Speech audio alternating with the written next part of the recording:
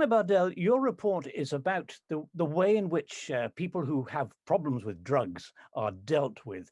Do you feel that at present the system of trying to get rid of it by eradicating the suppliers is the best way? To be very direct, first and foremost, we all have to face up to the reality that the war on drugs that was brought in by President Nixon in 1971 has been an abject failure.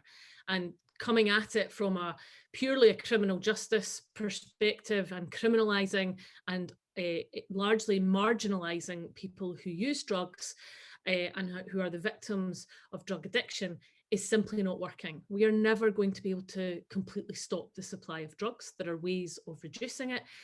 But unless we get very real and very direct about approaching it from a human rights and a health perspective, we are simply going to continue to do damage to societies, to economies, and most of all, and worst of all, the people in all of our nations.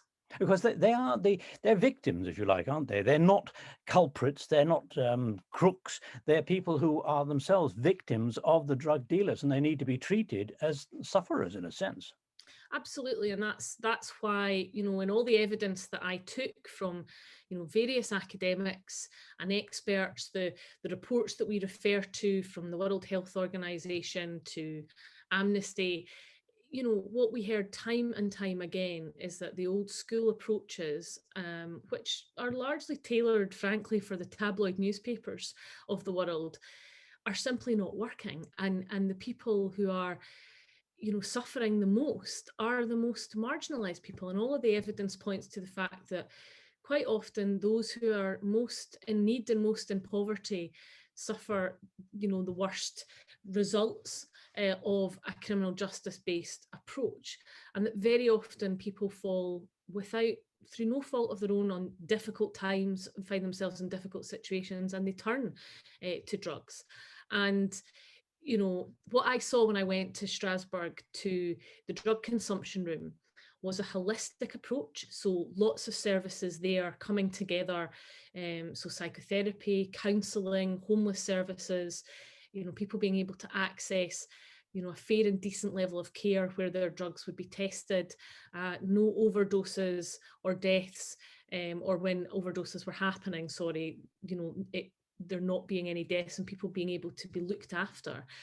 And it was an eye-opening and frankly a life-changing experience, because you're able to see how everybody is treated the same, everybody is treated fairly, and that's what this report goes to. And I think the overwhelming support that I've received at the Standing Committee yesterday, and the fact that the report has now been adopted by the Council of Europe, speaks volumes about the determination and the change in direction of the member states of the Council of Europe. And I'm really excited now about taking on the role as a post-report rapporteur for the next year.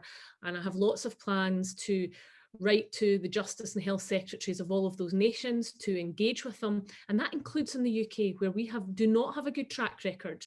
How hopeful are you that now that your report has been adopted, it will make a difference and change things? And if so, very briefly, in what way? I mean, the proof of the pudding will be in the eating, to be frank. So it really is down to, myself and others who have been involved in this process to do the rounds and to work with those nations. And let's not forget, there are so many organisations and so many nations already leading the charge on this, and an incredible amount of work being done. But the Council of Europe is an incredibly important organisation. Hannah Bardell, thank you very much indeed.